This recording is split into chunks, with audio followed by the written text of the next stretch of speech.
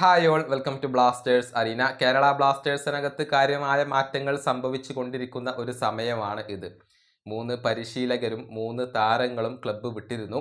കൂടാതെ അമയ് റണവാഡയെ ക്ലബ്ബ് ഇപ്പോൾ കൊണ്ടുവരികയും ചെയ്തിട്ടുണ്ട്. സെർജിയോ കാസ്റ്റൽ എത്തില്ല എന്നത് മാർക്കസ് മെർഗുലാവോ പറഞ്ഞിരുന്നു. പക്ഷേ കൂടുതൽ താരങ്ങൾ എത്തും എന്നാണ് പ്രതീക്ഷിക്കപ്പെടുന്നത്. കേരള ബ്ലാസ്റ്റേഴ്സിന്റെ വിദേശ താരങ്ങളായ അഡ്രിയാൻ ലൂണ, നോവ സദോയി ഇവരുടെ ഭാവി എന്താണ്? ഇതിലെ അപ്ഡേറ്റ് മാർക്കസ് മെർഗുലാവോ നൽകിയിട്ടുണ്ട്.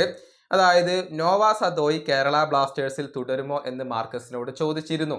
അതിന് അദ്ദേഹം നൽകിയ മറുപടി ഇങ്ങനെയാണ്: നോവ കേരള ബ്ലാസ്റ്റേഴ്സിൽ തന്നെ തുടരും എന്നാണ് ഞാൻ പ്രതീക്ഷിക്കുന്നത്.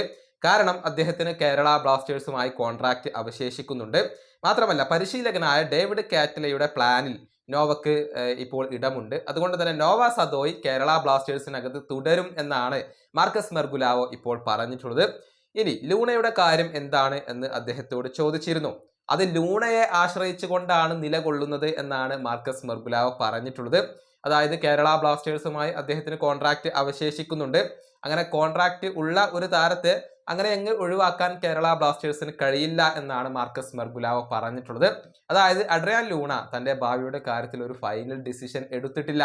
ക്ലബിനകത്ത് തുടരണോ വേണ്ടയോ എന്നുള്ള കാര്യത്തിൽ അദ്ദേഹം ഒരു തീരുമാനം ഇതുവരെ കൈക്കൊണ്ടിട്ടില്ല എന്നാണ് മാർക്കസിന്റെ വാക്കുകളിൽ നിന്നും നമുക്ക് വ്യക്തമാകുന്നത്. ലൂണ പുറത്തു പോകാനും തുടരാനും ഒരുപോലെ സാധ്യതയുണ്ട്. എന്നാൽ ലൂണ പുറത്തു പോയേക്കുമെന്ന് IFT ന്യൂസ് മീഡിയ ഉൾപ്പെടെയുള്ള മാധ്യമങ്ങൾ റിപ്പോർട്ട് ചെയ്യുകയും ചെയ്തിരുന്നു. ഈ വീഡിയോ അവസാനിപ്പിക്കുന്നു. അടുത്തൊരു വീഡിയോ കൊണ്ടും കാണാം.